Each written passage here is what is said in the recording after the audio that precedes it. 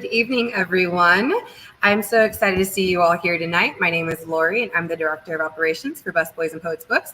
And we are honored to be hosting Arielle Greenberg and Sinclair Sexsmith tonight for Arielle's new book, Superfreaks.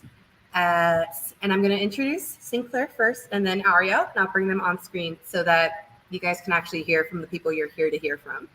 Sinclair Sexsmith, who goes by they, them, is a queer trans butch, a leather dom, a writer focusing on individual, interpersonal, and institutional systems of power. They study dominance and submission, social and restorative justice, the energetic body, trauma, and transformation. They've been in the kink community since 1999 and orchestrate transformative kink scenes through written erotica and ritual practice, and exploring the philosophies of power exchange and the practicalities of sustainable long-term dom-sub dynamics. Sinclair shares writing and media many places online, and you can actually go to http, those little ://sugarbutch.net/find Sinclair. There is a dash between find and Sinclair.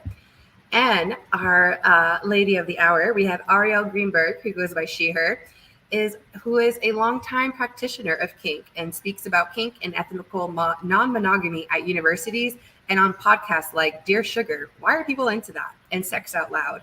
She's the author of several books of poetry and creative nonfiction. A former tenured professor in English at Columbia College Chicago, she spent over 20 years as a scholar and academic teaching cultural studies, writing, and literature to undergrad and grad students, as well as in the community. She currently teaches at the College of the Atlantic in Bar Harbor, Maine. And without further ado, I'm going to go ahead and bring our guests on screen. Hi, guys. Hi. Hello.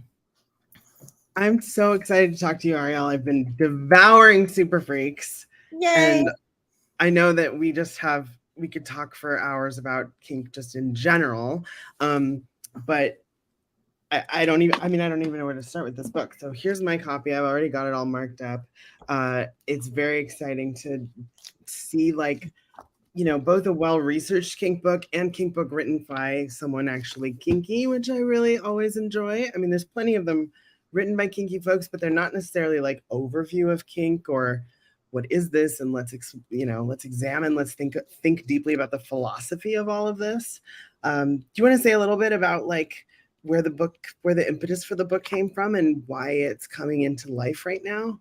Sure. You mostly are a poet, right? You've written poetry a lot in the past. Yeah, and creative nonfiction. And I guess I would call this sort of creative nonfiction, but it's really more like straight up nonfiction, I guess. So let's see. I edited a column for the Rumpus, as you know, called Kink Writing While Deviant for a number of years. And that really came out of my interest and privilege to have this wonderful community of writers around me. You know, I'm sort of trained as a creative writer. I have an MFA and I teach creative writing. And I just started getting really interested in how writing praxis and kinky praxis intersected, and thought that would be a really fun thing to ask people to think about, and just was hungry, I guess, for that kind of deep thinking, right, about kink and that sort of theorizing and a more cultural studies approach really to the subject matter rather than a how-to, which I am not qualified to do really. I'm not a sex educator. I'm a literary kind of person and a researcher and an academic. So I did that column for a few years. And because of that, I was really fortunate that when my editor at Beacon, Catherine, got hired there, she was sort of, as part of her hiring, they said to her, you can basically start an imprint here. And she really wanted to do a sexuality or sexuality studies imprint at Beacon. And I was the first kind of book that she contacted me because of seeing the essays in the Rumpus and said, would you be interested in writing a kind of a think book, an extended think piece about kink? And I was absolutely, sure. Yes, please.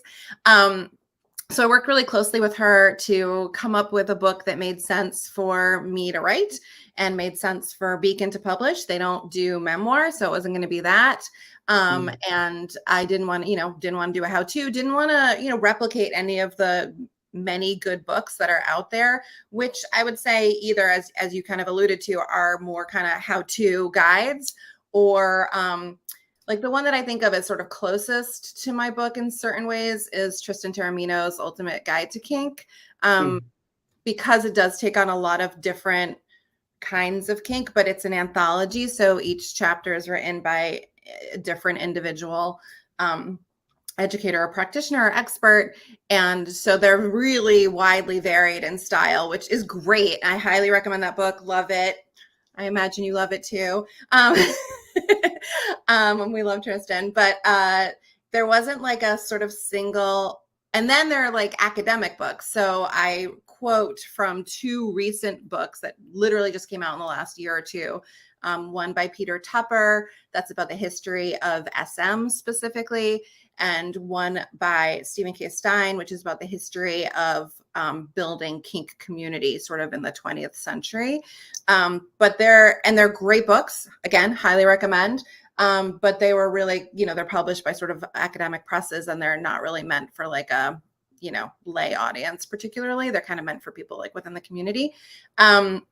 So our idea was to write a book that was like a really friendly, inviting, deep conversation about kink and BDSM. And that would be both appropriate for someone just starting out, as well as hopefully interesting to folks who've been doing this for a really long time and have a lot of knowledge, partly like to cover kinds of kink that I feel like aren't covered as much out there in other books. And also to just have this different kind of voice. It's like a really, the subtitle is Kink, Pleasure, and the Pursuit of Happiness. And the idea is that it's like a pretty upbeat, cheerful kind of book about kink, which I feel like, obviously all the books are kink that we're thinking of right now are like kink positive and really champions and proud. But sometimes I think the tone can be like a little intimidating or, dark and dungeony, which makes sense. But yeah. But how to make it friendlier and something that anybody could pick up even if they don't know anything about kink. Yeah. I mean, I'm excited about it as someone who has read dozens and dozens of kink books and have been sharing with a lot of folks as I've been reading through it and, getting ready to talk to you today about the exciting new book that's out there. I feel really, oh man, there's just so many pieces.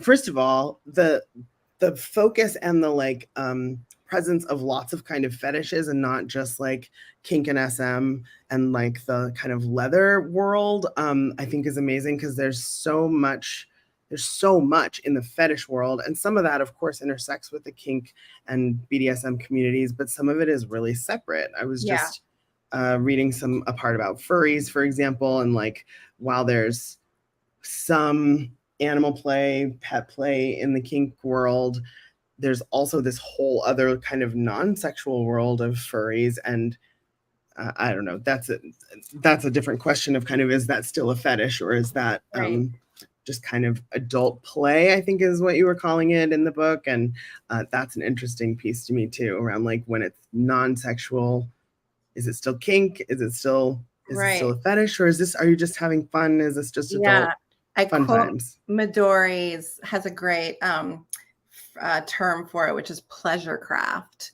Oh, I love pleasure craft. Kind of so like good. An adult hobby that overlaps with the kink world, but isn't done for like particularly erotic purposes.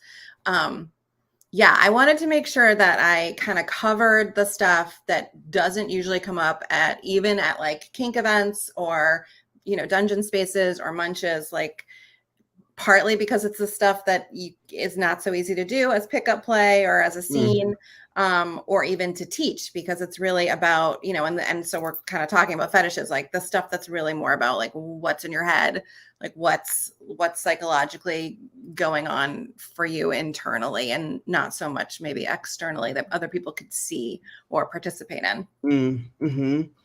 I love that. And I love the both the psychology and a lot of the philosophy that you've dived into in here. And one of the things that I loved about it too is how personal it is. I mean, there's a lot of information about like you and your particular kinks or fetishes, and a bunch of reveal around like things that you do and some story about you and your husband. And like, how does it feel to have that all like really out there in a book? Yeah, it's scary. Are you excited about it? Nervous? No, yeah, a little scary for sure. I mean, I took some baby steps because my last book of poetry which is called I Live in the Country and Other Dirty Poems by Four Way Books. I can put a link in the chat. Is like mostly dirty, kinky, sex, non-monogamous sex poems. But it's a book of poetry, so that's like a pretty limited audience in our culture. And also, like, the aim with poems is not always to be super clear, right? It's to sometimes just be like, to really go into the language of it and be metaphoric and figurative. And so this book, the intention absolutely is to be like very clear and transparent, because I want it to be a really useful and accessible book. So it's a different kind of a way of being out about it, I guess. That yeah, I mean, I guess it'll be a great problem to have if it feels really, really public, right? If enough people read it. But because that means the book would get really big. Yeah. Yeah. Sure, great. Like but yeah, I mean, I wrote a while ago an essay about my own ethical non-monogamy for like Elle magazine, and it was, posted on Condé Nast online, and it got like 1 billion, nasty comments or whatever, which I didn't read. So I do have some experience like being just public about my very, very private life, but yeah, this does, this is like a little bit of a leap forward in that regard. I mean, as someone who has written about my sex life online for literally 2 decades now, like it's I find it both really liberating and amazing, and also kind of terrifying and sometimes really challenging. And like, and I think as my own site and as my own, I don't know, as my work has evolved, I write less and less like the true stories of what is happening. And I write more and more theory about things, and, do more teaching and do more like, I guess more creative nonfiction, more how-tos, and more like support for it. And also started teaching erotica writing, which has been a lot of fun too. But like, I find it harder to write my own, what my actual own, like if it's fantasies, if it's erotic fiction, or if it's real life stuff that I'm writing up, like I find I want to be more private about it these days than I used to want to be, I think. And I still want to write a lot of erotica, but also I think occupying the like sex educator and erotica writer space is very challenging, because often the erotica I want is not like, I don't know, safe, sane, and consensual. Right. I mean, it is on one level, and then like the fantasy, if I want to actually write like in the fantasy and like stay in the fantasy and not write about like two people negotiating to write to have a scene about the fantasy, so like I get it gets challenging to write all the like consent things and like context for it, and like these people are in a long-term relationship where they have negotiated this kind of power dynamic or whatever it is. I just kind of want to write the dirty parts and cut out the rest of it. Yeah, totally. I mean, I was in a way, it was like a good out for me that Beacon doesn't do memoir, because in the first drafts or proposals of the book, there was more about me even, which was never my like kind of goal or intention. It was just sort of a starting place. And then we ended up cutting a lot of that. So that's good, I guess. That was helpful to me. And I also feel like, generally in the book, my own comments are somewhat in passing. And then there's like a few sections where I use personal experience as a way of kind of like trying to offer a helpful analogy for something I'm trying to explain. Sure, totally. But yeah, like I get to sort of like dodge that minefield a little bit. Yeah, totally. And I think there's a variety of kinks and fetishes that you and I both share, which is probably also why some of yours and your personal stories stood out to me, but I just was like, wow, it's like just really, really going for it, really sharing about all the deep things. I was on your call, your webinar with Rowan 2 weeks ago for a little while. And I remember you talking about, I have a very specific fetish, but I don't think you actually revealed it in the call. You said kind of like you should read the book to find out what it was. Do you want to reveal it and talk about it today, or do you want to leave it a mystery? I kind of want to leave it a little bit of a mystery. I mean, you said the last time we talked, you were like, it's kind of like, so first of all, my fetish doesn't have like a handy name. There, like, you can't like quickly find it on FetLife or anything. But I'll give 2 hints. One is that you and also Tina Horn on Why Are People Into That have sort of both like you identified it as like a hedonism related fetish, and I think Tina said like you have sort of like a 7 deadly sins related fetish, which I really like. I thought that was a great way to talk about it. That's hot. And then when I was just on a podcast, speaking of sex with the pleasure mechanics, I think Chris, they were like, it's, what did they say? They were like, it's a they were like, you're kind of like the bear community for gay men. Like, we ended up talking about bears and gay male culture. And yeah, if there was something related to bears that was not just for gay men, that would get pretty close to it. But there's not, that I know of. So I just get to be like an outsider looking into bear culture and being like, yes. Oh, you all are. Yeah, exactly. Hi, bear. You can be Goldilocks. With all the bears. I am totally Goldilocks. You're totally Goldilocks. And like none of the chairs fit quite right because I'm not in that world, but love that world. I remember years ago having a conversation with you around hedonism and your pleasures around people just like being pretty unapologetically into, I'm going to try to be vague, but into like debauchery and indulgence and, just like really like thrilled about that. And I remember, I mean, I've carried that with me, just being like, oh, that someone could be into that, like that could be something positive about, I don't know, some various things that I might do. And I don't know. I think that's always had an impact on me from years ago and from like early conversations with you. And I don't know, it's been more than 10 years now, right? Since we've been talking. And I think about, I definitely think about hedonism in terms of like both what I enjoy in a lover and in like play, and also in terms of some like reclaiming or, as kind of the antidote to so much like purity culture and suppression of whatever normal human sexual desires and that I have or anybody has. Yeah, and like appetites generally, I think like restrictive attitudes around kind of happy joyful appetites. Like, I would say it's also kind of a bacchanalian related fetish in a way. And yeah, I think a lot of the reason why your work and your erotica appeals to me so much is because I feel like the dom attitude that you have in your erotica and also in your life, but like is like very much that kind of like there's a kind of like smug, let's say, like, yeah, you should please me, right? Like that sort of attitude, like that's the sort of dominant attitude that I feel like is the match for the fetish. Which is not all right. Like, that's not all styles of dominance are like that at all. For sure. And I think also a lot of people outside of the kink community don't even know that is a style of dominance.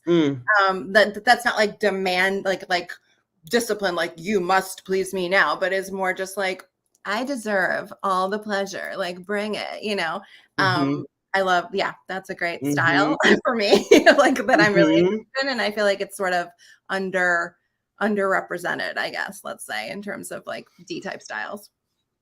Yeah, it's true. There's, you probably read it, that Anton Fullman's book, The Heart of Dominance, has like 6 or 7 different, I can't remember how many, 6, I think, styles of dominance. And I've been chewing on that since I read it, really, about like this, this doesn't seem complete to me. This doesn't seem like comprehensive enough. Comprehensive. That's the word I was looking for. And like, what are all the styles? There's got to be more than this. And I think that like maybe hedonistic, you should please me, something. I don't know what it is, but that's definitely a style I would add to that list of. Yeah. I mean, I think it goes for me with some of the like worship things and like some of the ways that DS can be really spiritual for me, which actually I don't remember you writing about too much in the book, like the spirituality of kink. I didn't really write about. I wrote about it as one of the benefits, I guess. Like if people are thinking about, why.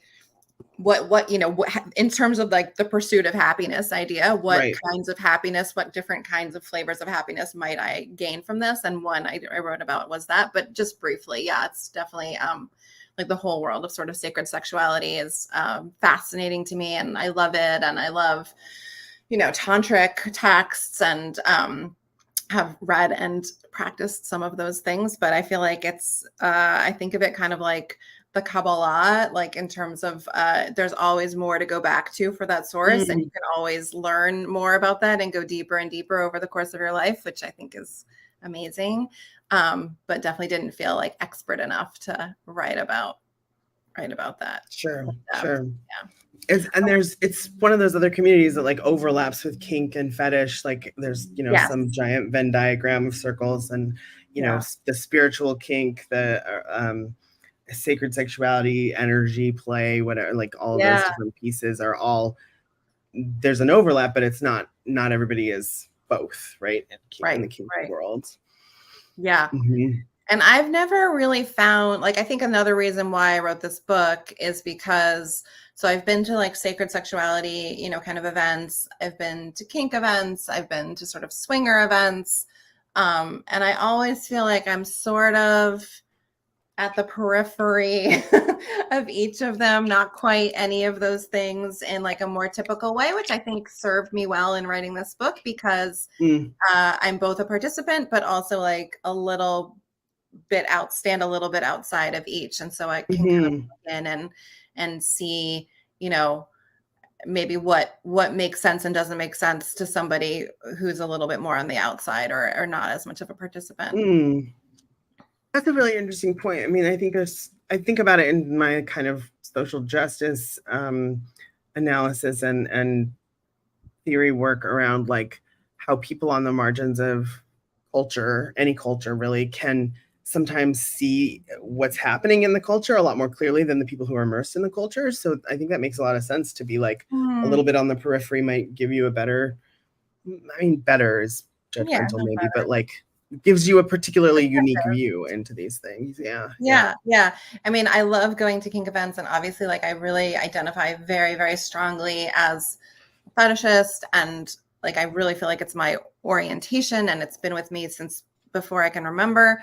And at the same time, like because of that, most kink events, I love being part of those communities, but like there's not that much that I do like in a dungeon space, for example, that like, because I'm not like an SM person, I'm not a rope person, I'm not kind of like a gear person. And so I love like soaking in the energy, and I love observing, basically psychological dynamics that go on within, other things, and kind of like thinking about through those myself, and going to great workshops like yours.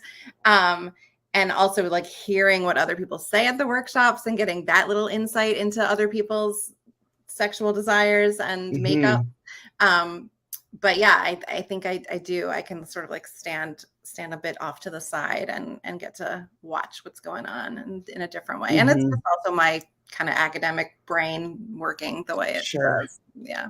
Right. And you've been a professor for a while too. And it makes me think, one of the best ways that I've found to like know a subject is to teach about it. And the more I teach about it, the more I learn about it, both because people are giving me feedback and also asking questions, but also bringing their own experiences and their own, like making their own connections to other things and bringing all that information to me there. It's really such a rich, I don't know, environment to learn in, I think. Yeah, absolutely. Well, speaking of all the, like the psychological dynamics of kink, like that is a huge kink fetish of my, I don't know. After reading this and thinking more about fetish and paraphilia, I feel like I am using fetish or kink more specifically, or I'm trying to, because I had this whole long conversation with my girlfriend and her partner around the first couple of chapters, which we read out loud on a road trip last week, and which was super fun.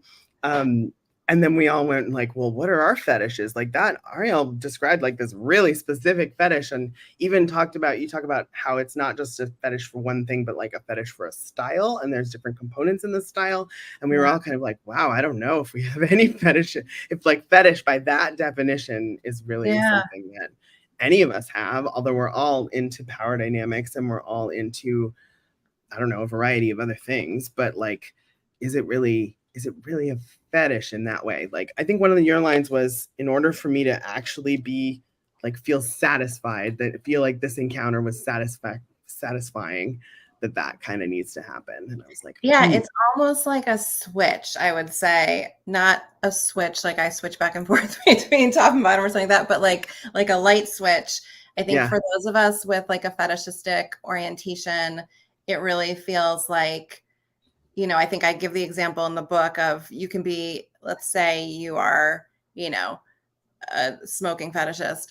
You can just be like walking down the street and then you see someone, like a perfect stranger who may or may not even like be like physically attractive to you, or the gender that you're usually attracted to, or it sort of doesn't matter. But if they're like doing the exact thing with their cigarette with the attitude that you like they're putting their cigarette out with their shoe, and it's this kind of shoe, and they are like being like casual about it, let's say, because, you know, as I describe in the book, like fetishists tend to be super formulaic about what we like and like very, very particular. Then like, it's like suddenly the world is a porn film for you for that minute, and nothing quote unquote normatively sexual is happening, which I think is a little, you know, different than other kinds of BDSM, where, you know, that sort of erotic flavor has to be part of it for there to be like, oh yeah, this is, you know, this is exciting. It's like, you wouldn't get, you know, even if you're really into spanking, let's say, but you're not like a spanking fetishist, then if you saw, you know, like a film in which a child is being spanked, you know, you might be like, oh, that's totally, you know, inappropriate, and that's not sexual at all. But if you are a fetishist, then like any kind of like light switch flip of that particular thing can sort of suddenly be arousing to you, even like a very wholesome context. And that's a very particular kind of sexuality to have and go through life with. So yeah, absolutely. Right, like this just immediate,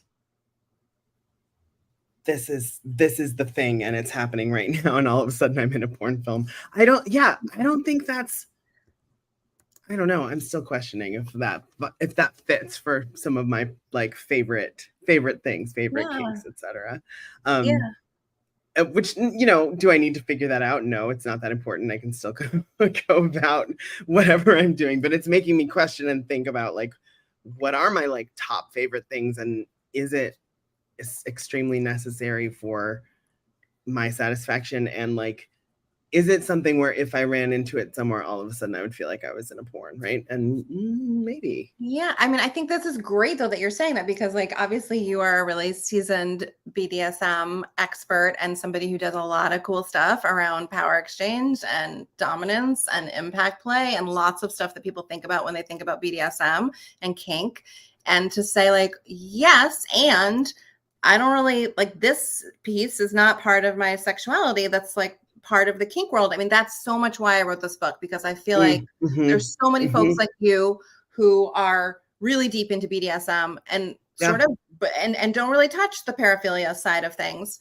So I just wanted to like make space for that, basically. Mm-hmm. Yeah. Mm-hmm.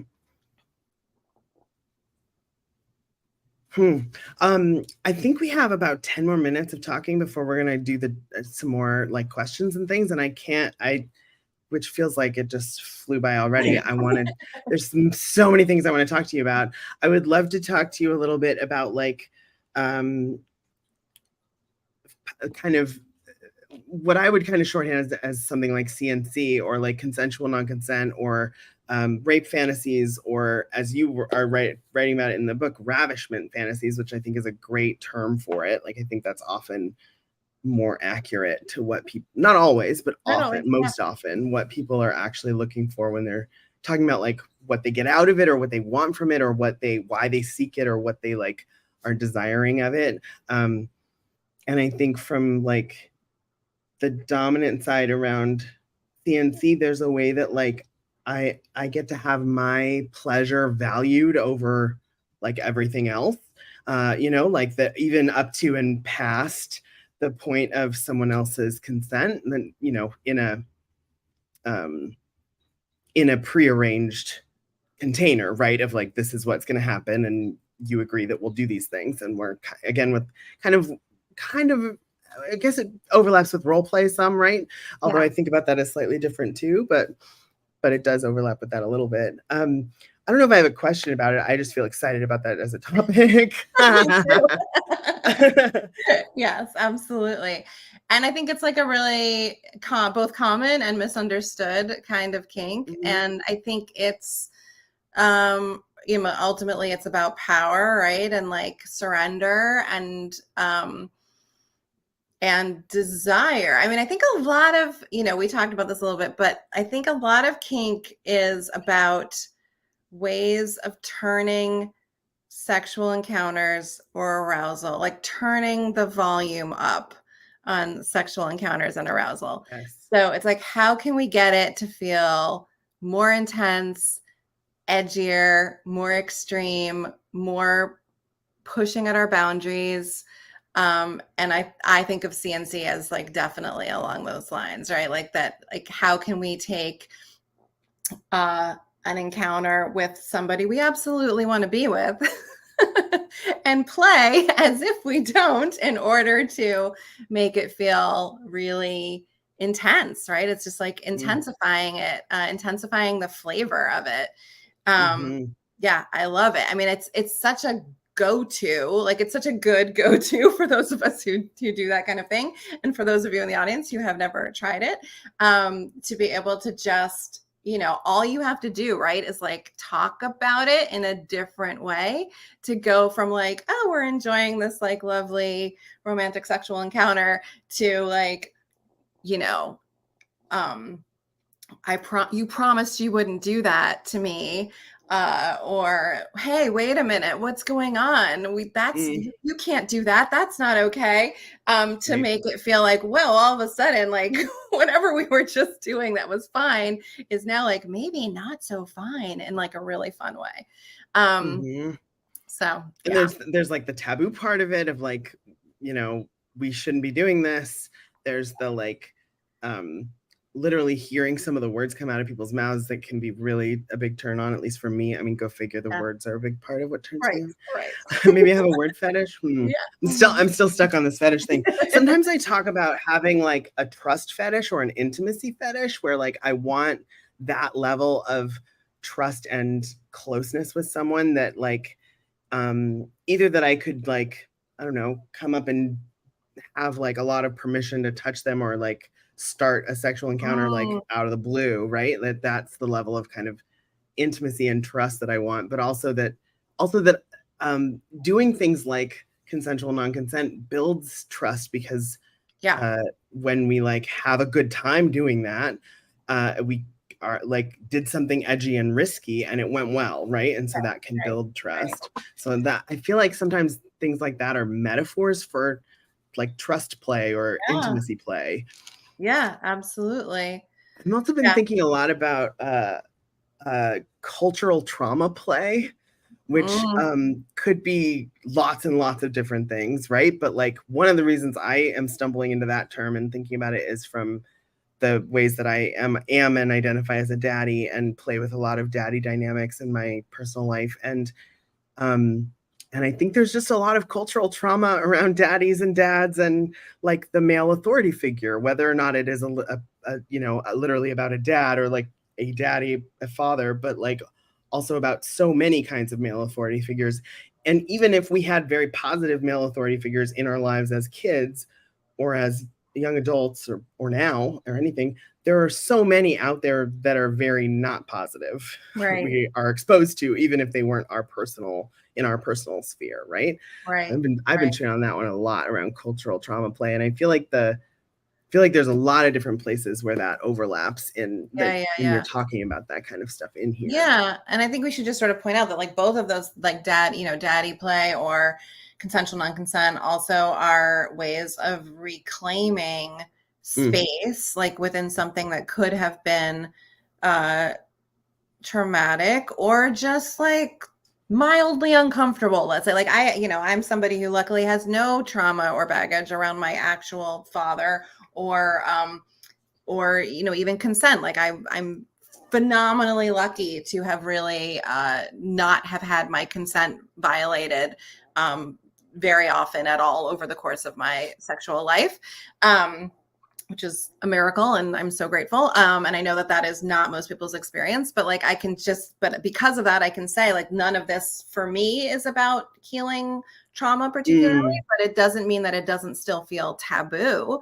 And for me, like the daddy thing is also because I don't have any trauma around father figures, particularly. Like, I think it's really about, more like what you're saying generally about the patriarchy, that as a feminist, I could sort of have, a partner that I could call daddy and kind of like be, like play with ideas of sort of dependence or, caregiving in those ways, that as like a very strong, opinionated, self-sufficient woman, I don't, do in my regular non-erotic life. Sure. Totally. Totally. It gets to play but there's a trope in there. There's like some archetypes in there that you and also your partner, I assume, get to inhabit because you have these terms of endearment. And like, I don't know, I think for me, it just feels good to play in there. Yeah. There's definitely some healing for me, even though I similarly don't have a ton of particular like non-consent in my history or lots of things around my actual father, but like there's still something I still feel like I'm healing out of it. And I don't know, I'm not even sure if I can put my finger on what is being healed or like why that feels healing, but it feels like it's just a deep comfort somehow. I don't know. Yeah. Well, one of the things you and I have talked about before is like that there's often so many barriers to caregiving / spoiling / like indulgence, right? And I feel like no matter what backgrounds we come from, like it's likely that we are somehow taught or we learn that we have to be somewhat withholding of giving other people pleasure or asking for what we most want, because that, getting back to your trust thing is like, that's really scary. And so, to be able to say like, I'm going to go into this kind of playful erotic space where it's going to be all about just like giving or receiving is quite taboo on its own, I think, because we are taught to have a lot of guards up around that stuff. Mm-hmm. And it's intentional and conscious when we do it in those dynamics. And frequently sexual encounters with, I don't know, maybe in the overculture, I should say in general, because there's lots of sub-communities or subcultures or people who just do, sex and kink very consciously. But like, it's often depicted, if you think about like a typical rom-com, it's like you're supposed to read each other's minds and it's just supposed to click and it's like the same page and it's magical and whatever. And there's no like discussion of who's going to touch who or what is going to go where and how our bodies are going to fit together. Right. So like, being really conscious and intentional about things like giving and receiving or what kind of touch or what kind of role or what kind of intensity I'm going to use in this. Like that is, I don't know. Can I say that I have an intentional or consciousness fetish? That seems like maybe another stretch, but it feels really important to me to do that. I want to say one more thing about Daddy, but then we also have to wrap up and do questions. Do you want to say something before I say that? No, I mean, I was just going to say that I think that, one thing I hope that people take away from this book is that just BDSM and kink generally are spaces where we are invited to be intentional in a way that like the vanilla sex world just doesn't really do. So it's, the vanilla sex world can learn a lot from folks who are practicing good, healthy BDSM and kink. So it's so true. There's so much, and I've learned so much about communication and like negotiation, of course, but also like just how to talk about both what I want and, say no to what I don't want and like, and like articulate what I want at all. Right. And there's so much that SM and kink has taught me that way. Yeah. And then it has so much to teach the folks who are not necessarily kinky. Like, I think it's really worth dipping toes into the BDSM worlds and seeing what kind of things are in there to learn. Well, I want to ask a thing about Daddy, but maybe I'll ask, that feels like such a good segue to like into Q&A. So maybe we have more time. I'll bring that Daddy thing back up. But great. How about, what advice do you have for people just starting their kink journeys? Yeah, and there was also a question about like book list or recommendations. So buy my book from Busboys and Poets. And there is actually a book list, not a book list per se, but a lot of authors and presses that I recommend. There's a section, one of the last chapters of the book is like all sort of like recommendations. And I recommend a lot of authors that I think are really reliable, including Sinclair, and editors of series, erotica, or editors of erotica collections, as well as some kind of like, let's use the word seminal, why not, text for kink that and I quote a lot of them too. So my book will absolutely give you a lot of ideas for other places to go for reading. And I hope is a really good introduction as well for those just sort of starting out their journeys. And it also gives a lot of advice about like how to find community, build community. There's questionnaires in there that I think are great places to start. You could talk about them with your bestie or your lovers or whomever, or just do the questionnaire on yourself. And I think that is a really good place to start, because I really parse out different aspects of one's sexuality, not just the kind of like, what's your kink, but like I get into the sort of nitty gritty so that people can really use it as kind of a little workbook to do some self-discovery. So hopefully that my book will be helpful to that. Yeah. I'm going to just add, I really love the book Playing Well with Others, that is by Lee Harrington and Mollena Williams-Haas, that is about like an intro to the kink communities, that has a lot of things about like etiquette when attending parties, or like what to expect, or what negotiation is like, or what do people wear, or things like this. So it's very, very practical advice, and also gives a really good overview of things. But and Lori, if you could share that bundle that Sinclair is a part of with a bunch of other amazing kink educators. I saw that on Instagram the other day, that there's this kind of like deal going on right now, and you can get access to a lot of great kink education from really good folks in the community that way. Yeah, there's like 30 educators in there, and more than $2,000 worth of courses, like online courses and videos and workbooks and things in that little bundle. So yeah, that's a really fun one.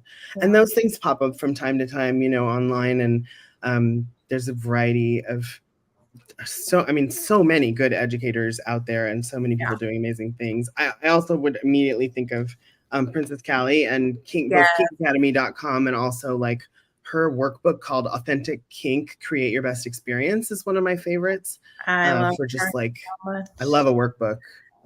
Princess Callie is brilliant. I just chatted that name so people can look her up. She has like a deck of cards too. A bunch of them, yeah.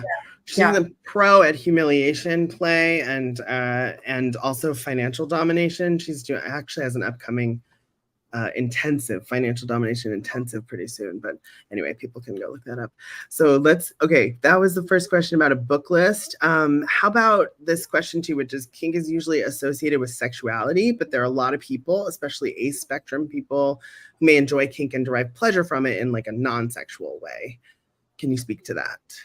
So yeah, I love this question. And I really, Sinclair and I are both word people, we're both writers. And so, one of the things that this book does is gets a lot into language, like the origins of a lot of the terms in BDSM and kink, and also trying to kind of like define our terms better because a lot of terms get used interchangeably. And so we were talking earlier about Midori's great, who's an amazing sex educator, term pleasure craft that she uses to talk about things that are maybe like kink adjacent or borrowed from the kink world. But I like to use kink to be erotic because that's sort of the original idea of the term. And I feel like it helps clarify things for exactly these reasons, right? Because we want to be really clear. If you are not doing rope or being a little or a furry for any kind of sexual intention, you want to make sure that other folks understand that, because especially if you're at like a kink related event, but even if you're not,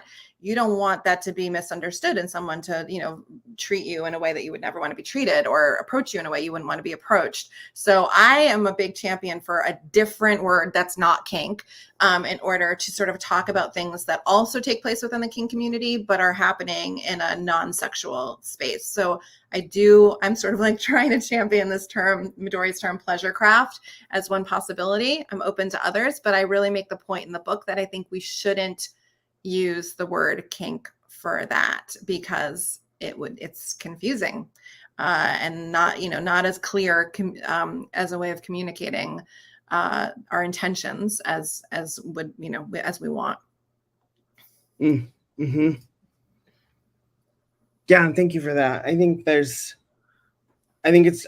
question is, I wouldn't know what to speak to in that question. That's just true, right? There's a lot of people who enjoy kink and maybe don't combine sex with it. And but then maybe it's not kink. Like, I think we need to call it something else. Like if that's like, let's say that's rope bondage, but it's not sexual, then let's have a different term for that. That's not kink, because otherwise people will assume, understandably so, that like that is intended to be a sexual. That sex is a part of it, right? Right. And by sex, we just mean arousal, right? We don't mean like penetrative sex or like traditional normative sex, but just anything having to do with like eroticism or arousal. I would like to be able to kind of like make a clear distinction language wise so that that is understood. I love it. Okay, what advice do you have for people just starting their kink journeys? Well, clearly this book, you should go here. There will be so many pathways and avenues off of this, actually, especially that last chapter you were just talking about. There's so many resources and ideas about like how to kind of navigate your way in the kink communities or like find things and take part of things. There's like a podcast list, there's a book list. Sorry, now I'm just advertising your book here, but well, please do. You can do it also. I'm going to take your job. I mean, there's some great podcasts out there, and I would say like we're in sort of a golden age of kink podcasts, and it didn't used to be that way, but now there really are. Like I've been invited on a number of podcasts that I didn't know about until I got invited onto them, and then I listened to them and I was like, whoa, these are amazing sex educators who really know what they're talking about. And that's so wonderful. And in a way, I would say I would start maybe there, like with podcasts, before I would navigate the murky waters of like FetLife, which is, crowdsourced and random, and you have to deal with a lot of haters and bullshit on there. Podcasts are curated and they choose their guests, and they are hosted ideally by people who really know a lot. So like, Why Are People Into That by Tina Horn, can't recommend highly enough. Sex Out Loud by Tristan Taormino. Speaking of Sex by the Pleasure Mechanics. I mean, we could go on and on. Do you have a couple favorites that I didn't mention just then? Those are some of my favorites that I would definitely go to. Yeah. I'd have to think I'm not a big podcast person. I've listened to a bunch and I've been a guest on a bunch, but I don't regularly listen to Yeah. I mean, I felt when I was first kind of getting into this community, podcasts were like my best friend because you can just listen to them in the privacy of your own ears. And, you can be anywhere and listening to that. And it really feels like you're in conversation with folks, which, FetLife doesn't always feel like That's that, true. really. That's true. So I like that a lot. I'm glad. And they kind of become like friends of yours almost. Exactly. You're like, oh, I'm going to go hang out with Tristan now, or I'm going to go hang out with Tina Horn now. And that's really exciting. And then if you find somebody who has like guests on their podcast, you can also, if you have a particular guest that like is really exciting, you can go off and find their world and see what else they've done, right? Yeah, you can have your favorite folks. Like I'm a huge Susie Q fan. Love her, big crush. And she had her own podcast for a little while, but it wasn't about, she had the Whorecast, which was about sort of sex worker rights, which is fantastic. I don't think she's doing that anymore. And then she had like a totally unrelated Game of Thrones podcast, which was also awesome. That's so fun. But she is a fantastic guest on other people's podcasts. So like anything she's on, anything that Madison Young is on, like there's just, folks, Mollena, just like certain folks that I'll always kind of look for their names and see what podcasts they've been guests on. I like the American Sex podcast. She was Sunny Megatron, and she runs also, and Kevin, her partner, and they run a Discord channel also. So there's a lot of kink Discords, but that's kind of like FetLife where you don't really know. Right. It's a little bit of a roll of the dice. And sometimes it can be really overwhelming in people with doing a lot of things. But I also think that Playing Well with Others book is a great place to start with the kink community, with the kink journey. And also the Ultimate Guide. It's called Ultimate Guide to Kink. And like that, because that's, again, because all the chapters are single authored, you can then go like down the rabbit hole of each of those individual authors, and like Lee Harrington's in there and Molena's in there, and and then you can go buy their books. Yeah. How about any BIPOC kink educators and creators, Black, Indigenous, people of color folks that we recommend in particular? You just provided a list, but I mean, I gotta give a shout out to Mollena. Like she's just, and I write about her a lot in the book. She's just pretty incredible in terms of, so I'm gonna find her website and put it on here. I can. I believe it's now the kinkdoula.com. Oh, that's right. Mollena's newish project anyway. Yes, kinkdoula.com. There you go. Yeah. And then now I'm blanking. Oh, it's not the Kink Doula, it's just Kink Doula. Kink Doula, I believe. There we go. Yeah. Yes, and Luna Matatas comes to mind. Midori is Asian, Japanese. Luna Matatas is amazing. Who else am I thinking of? There are definitely a few more out there. I know. What? Oh my gosh! Why am I? And I'm just blanking on names. I know. It's me too. That's great. That's embarrassing.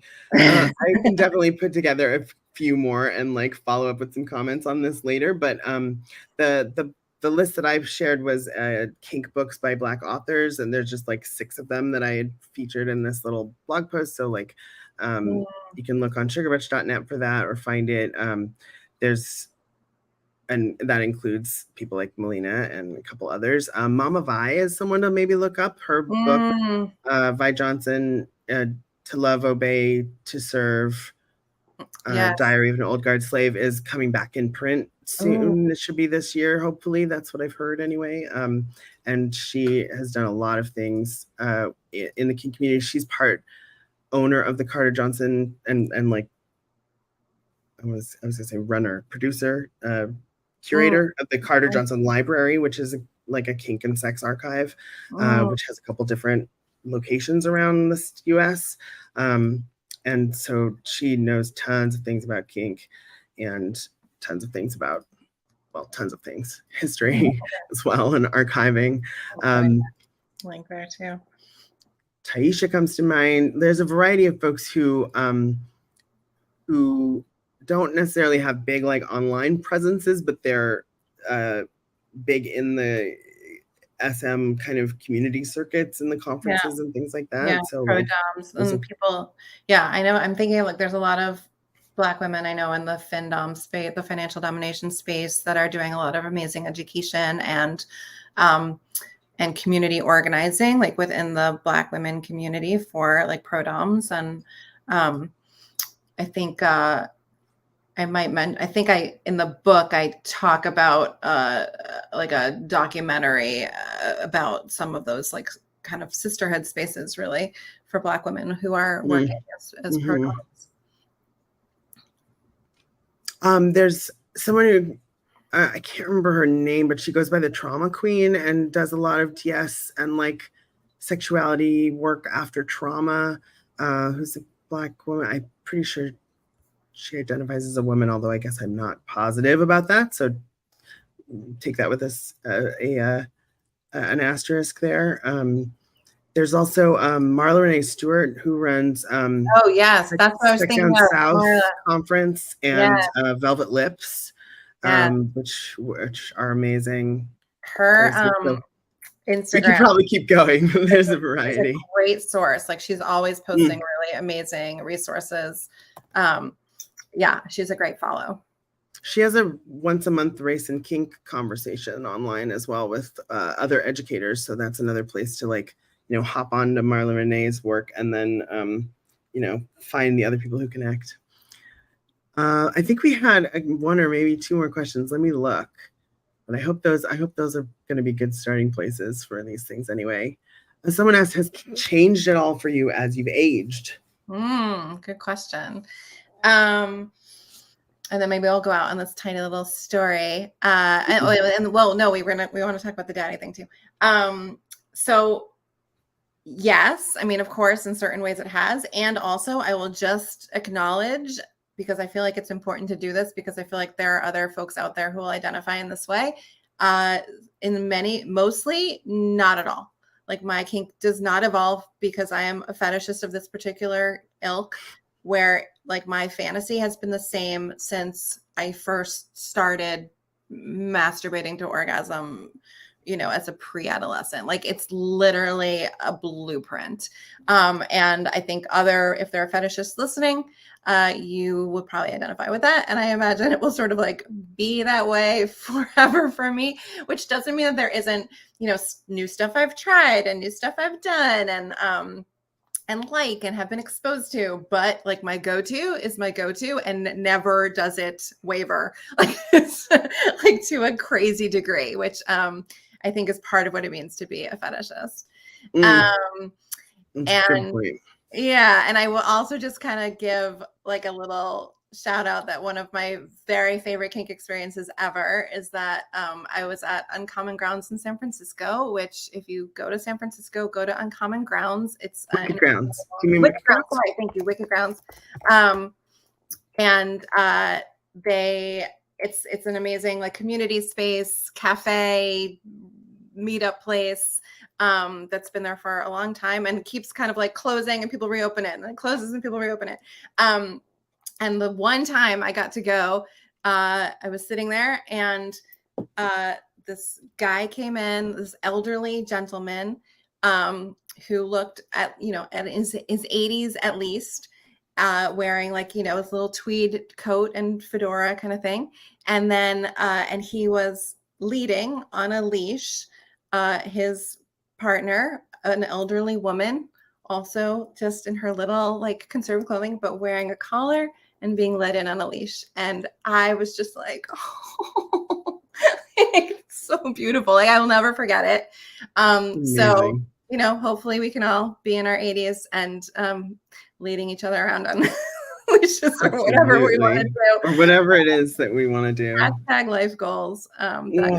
Yeah. I think the sad news is that they finally did close the actual physical space, but they are doing a ton of education online actually. So for people who asked about like how do I get started in kink, or what kind of book list, or how do I learn more, like Wicked Grounds has classes almost every day of the week online, and so there's a lot of things on there that you can tap into. Some, like I saw they have like a intro to the San Francisco kink scene, or like intro to conference, like kink conferences and retreats, and like those kind of workshops. I'm actually teaching for them tomorrow, and it's a class called The Art of Ownership, which is all about dominance and submission. So that's tomorrow for me. But Nice. they are still a wonderful resource, and it's Yeah. unfortunate that they let go of or I'm not exactly sure what happened with their physical space, but maybe they'll find a way. But I think for now they pivoted to a bit of a virtual business. The pros and cons, right, of San Francisco, like kink utopia and also gentrification. Who could afford to run a space there? So massive bill, like rent through the roof. Absolutely. Yeah. Absolutely.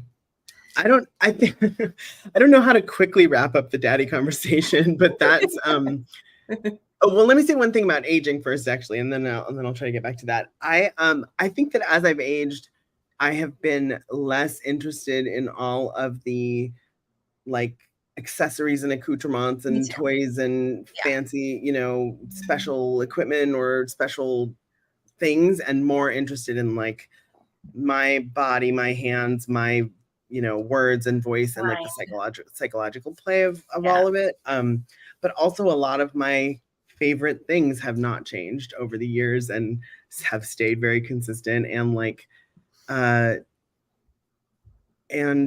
I feel maybe less apologetic about what I'm into. I think that's the other thing that has been changing, which thanks for the wisdom, age. And I just feel like as I get older, I have fewer and fewer fucks to give, right? So I have to really dole them out carefully. Like, am I really gonna give a fuck about this today? I don't think that's that important. Right. And we've earned the right with years to not have to try quite as hard. Like I like that, like you're wearing a lovely burgundy polo shirt and I'm wearing like whatever this little top. Like it's like we're not like wearing like black and colors. And I mean we have these things. Like I've seen you in a harness, you look incredible, but like it doesn't have to be, and for those of you who want to buy all the shit, like buy all the shit. Like I definitely, when I started, I was like, ooh, vendors, when am I going to buy? And now I look back at that stuff and I'm like, I don't need that to be my kinky ass self, right? Like I am this way no matter what I'm wearing or how I look or what gear I have in my toy box. Yeah. Although I will say I'm in search of a very perfect padded paddle right now, and I'm having trouble finding the right padded paddle, but I do have maybe two of them. So, but I need another one that is the right one. And because you know exactly what you want now too. Like, I think that's true for me too. Like at the first you're kind of like, oh, let's just like buy all the paddles. And then you're like, nope, you know what? This is the kind I want. Yeah. Yeah, exactly. I know I started thinking maybe I need to make it. And then I was like, oh no, that's a whole other pile. I don't really know how to wrap up the daddy conversation. I think one of the things I want to say is just maybe a pet peeve of mine around like just how common daddy fetish, daddy kinks are, and how much the kink and communities like treat it really casually. And I think that it for a lot of people is not a casual thing at all. Like, I mean, not like someone like me, but someone who more has like a lot of trauma or, is a survivor of some sort of child abuse of some sort, or, younger experiences or whatever it is. And like, those things are, I just feel a little weird about how common it is, because I think it's also,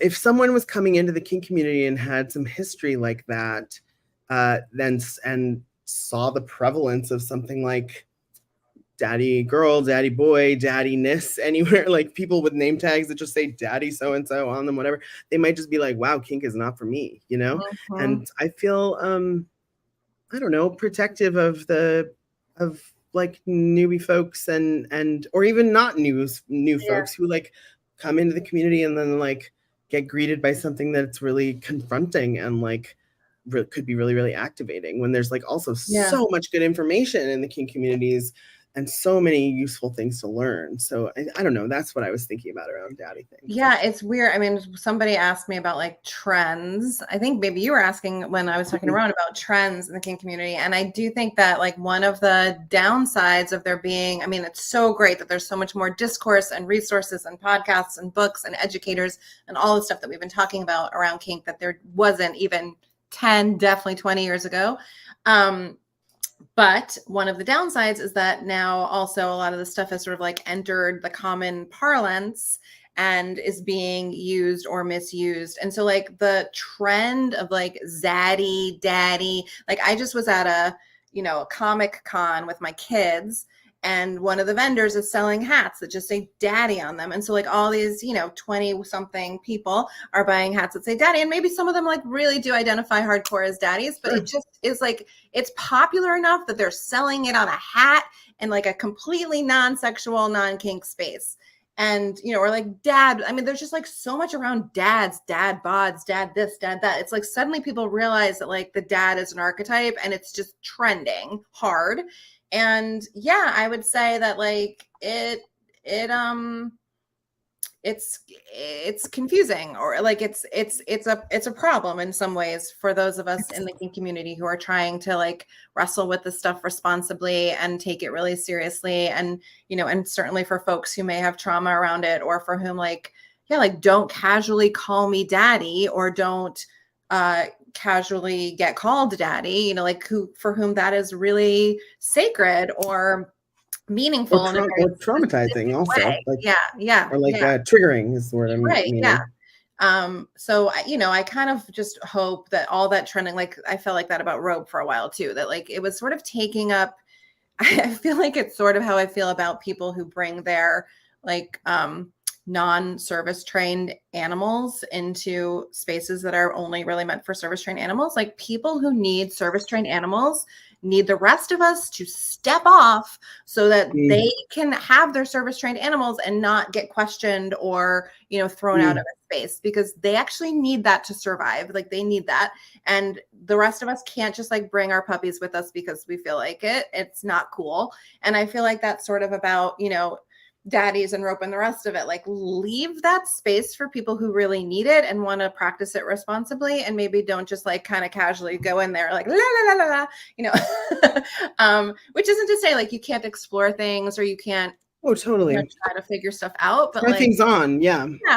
But like be respectful of the history and the meaning of these things.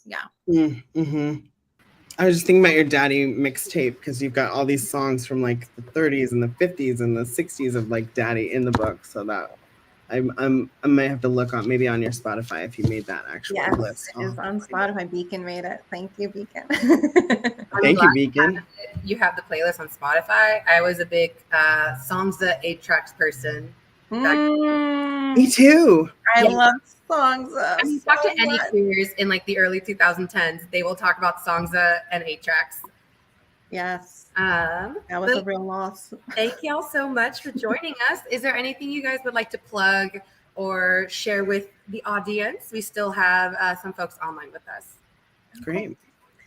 We'll go to Sinclair's thing tomorrow night for Wicked Grounds. What is it? The Art of Ownership? It's the Art of Ownership. It's going to be online. I'll pull up a link for it here. Give me 1 second. And if you buy Superfreaks from Busboys and Poets, then they have signed book plate copies that you can get only from Busboys.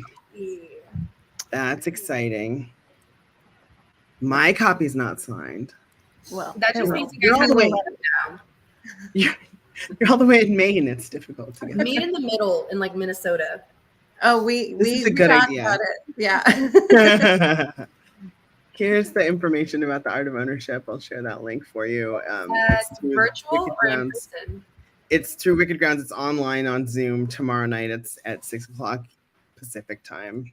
There's a variety of other things that I have coming up, and I'll share you my calendar link. But that one and the kink bundle that I'm part of, that ends tomorrow, and those are the most exciting things right now. Aside from, of course, the beautiful new book from Beacon Press, Superfreaks. I'm so excited to have been here and chatted with you, Arielle. I feel like I barely touched on the 1,000 of things that I could have brought up around all of this, but we should just talk soon. We should. And thank you so much, Lori, for having us. Thank you, Busboys and Poets, and thanks everybody for being here.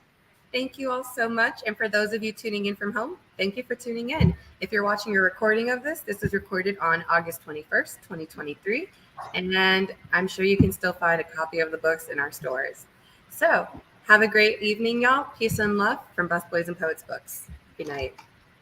Bye.